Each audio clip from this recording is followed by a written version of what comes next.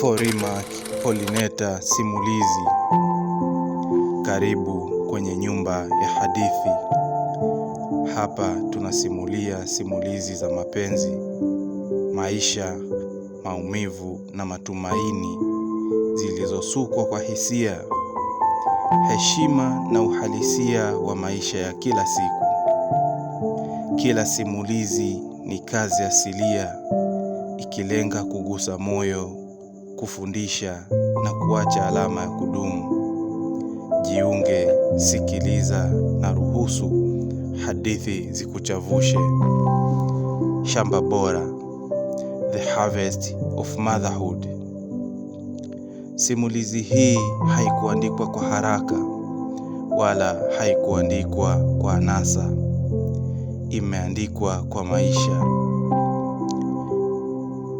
Ni matokeo ya safari ya uzazi, ndoa, malezi, mapambano ya kipato, hofu za kesho na matumaini yasiyokufa. Ni simulizi linalotoka ndani ya familia moja, lakini ujumbe wake unagusa familia nyingi. Shamba Bora haijaribu kuonyesha ukamilifu. Imechagua kuonyesha uaminifu wa maisha, kwamba mzazi hujifunza akiwa njiani na kwamba malezi ni kazi ya kila siku, si tukio. Nimeandika kwa heshima kwa mwanamke, kwa mzazi na kwa mtoto. Nimeandika kwa jamii inayofuata na kutafuta mizizi imara katikati ya dunia inayobadilika haraka. Na zaidi, nimeandika kama shahidi wa mavuno yanayochukua muda kuonekana. Naweka nukta hapo. Shukurani za dhati kwa Mwenyezi Mungu, kwa uhai, kwa subira na kwa hekima ya kuvumilia msimu yote ya maisha. Shukurani za kipekee kwa mke wangu, mama wa watoto wangu. Shamba lililoamua kuzaa hata wakati ardhi ilionekana kavu. Uvumilivu wako, maumivu yako na upendo wako usio na masharti ndio msingi wa simulizi hii. Shukurani kwa watoto wangu ambao bila kujua mmekuwa walimu wangu wakubwa. Ndoto zenu ndogo zimeniimarisha na maswali yenu yamenifanya nifanye kazi kwa bidii zaidi. Shukurani kwa wazazi, familia na jamii waliotujenga kwa tamaduni, maadili na misingi ya utu wa Kitanzania. Na shukurani kwa kila msomaji. Shukurani za kipekee kabisa kwa msikilizaji atakayesikiliza kurasa hizi, si kwa macho tu bali kwa moyo. Sura ya kwanza. Mbegu, mwanzo wa uzazi. Kabla ya kuwa na mtoto kulikuwa na ndoto. Kabla ya ndoto kulikuwa na uamuzi na mipango iliyotengwa. Kwa sababu shamba bora halizai watoto tu, linazaa uwezo wa kuhimili maisha. Hapo ndipo mbegu ilipopandwa, katika ndoto ya familia, katika ujio wa watoto na katika maamuzi ya kujenga maisha yenye mizizi imara. Uzazi si lele mama. Uzazi si lele mama ni moja ya safari ngumu zaidi katika maisha ya mwanadamu, na kwa kiasi kikubwa zaidi katika maisha ya mwanamke. Kwa upande mmoja, uzazi ni maumivu, hofu na mapambano. Kwa upande mwingine, linapokamilika salama, hugeuka kuwa nderemo na vifijo, si kwa mama pekee bali kwa familia nzima na jamii inayomzunguka. Lakini si kila safari ya uzazi hufika mwisho salama. Wapo wanawake waliobeba mimba na zikatoka. Wapo waliopoteza mimba kwa bahati mbaya. Wapo waliolazimika kufanya maamuzi magumu kwa makusudi, wakibeba mzigo wa lawama kimya kimya. Wapo wanaojifungua salama, lakini watoto wanapoteza maisha. Wapo wanaotoka hospitali wakiwa wamepoteza afya zao, wengine ulemavu wa kudumu, wengine wakipoteza maisha kabisa kwa sababu ya uzazi. Kuna kifafa cha mimba, kuna shinikizo la damu, pressure. Kuna maumivu yasiyoisha baada ya upasuaji, vidonda vinavyobaki kama kumbukumbu ya maisha. Huu ndio ukame wa shamba. Safari huanza mapema, hasa miezi 3 ya mwanzo ya ujauzito. Ni kipindi cha hofu, kichefuchefu, uchovu na msongo wa mawazo. Haijalishi hali ya uchumi wako, haijalishi majukumu kiasi gani, mwili na akili ya mwanamke hubeba mzigo huo peke yake, na bado wengi hupambana hadi mwisho. Wapo wanawake waliopitia heka zote za uzazi, lakini baba wa watoto walikataa mimba, wakabaki peke yao, wakaitwa single mothers. Lakini ajabu ya maisha ni hii: wakati mavuno,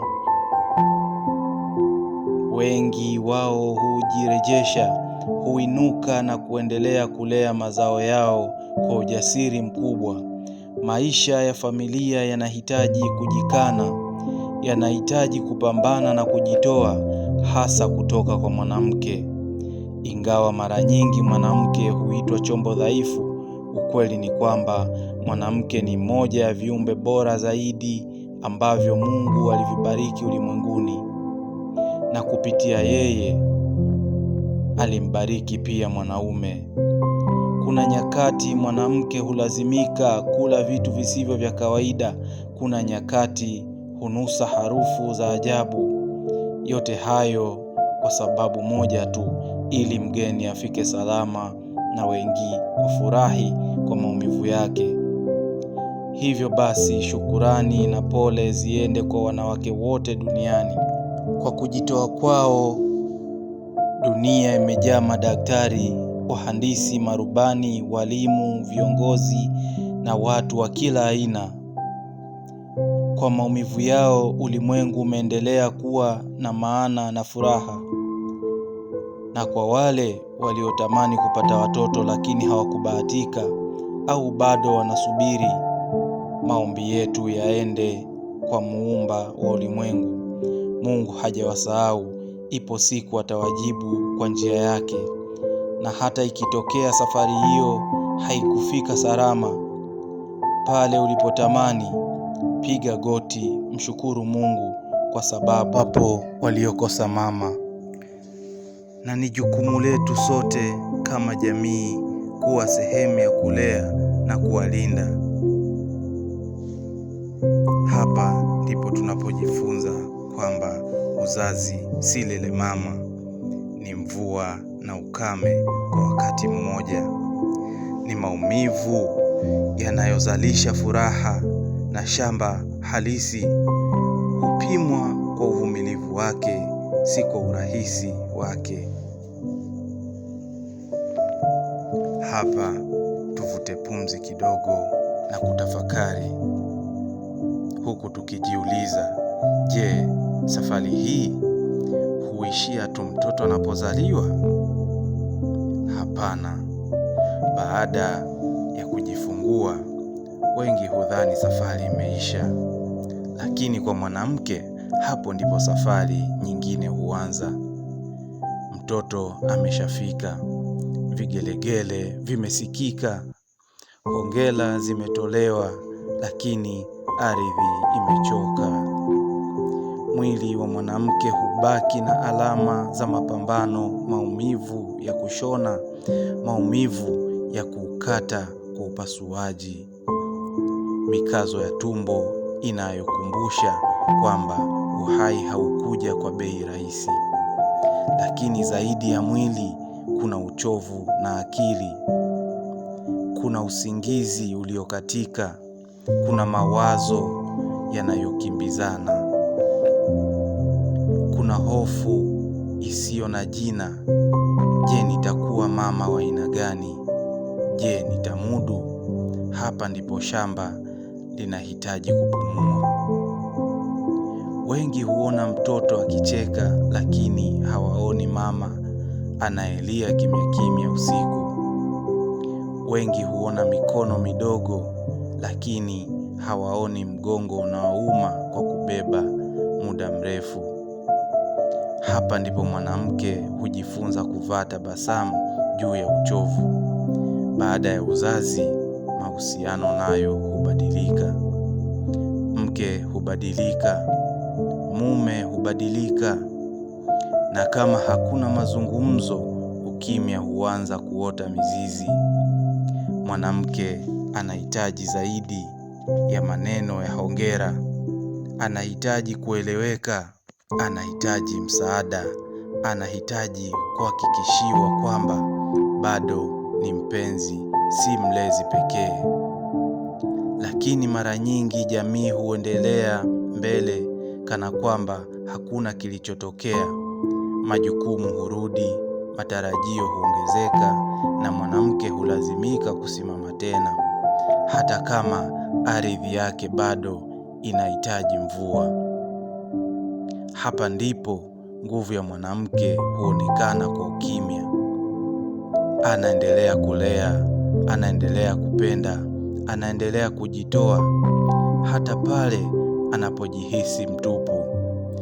Lakini shamba likiachwa bila kutunzwa, huanza kupoteza rutuba.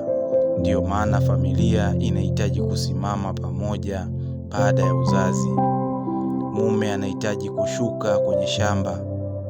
Jamii inahitaji kuelewa kwamba uzazi hauishii kwa mtoto kuzaliwa, unaendelea kwa mama kupona.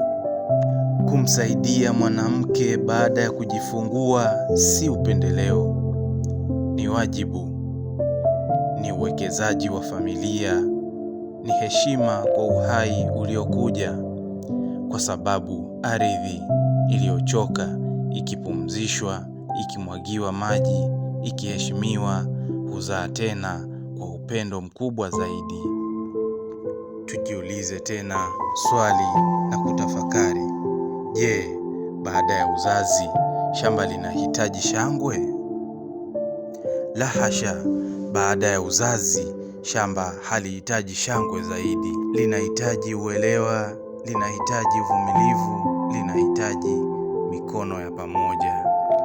Tunaweka nukta kwa sehemu ya kwanza, huku tukisubiri sehemu inayofuata. Shiriki nasi kwa kusubscribe, kulike na kucomment.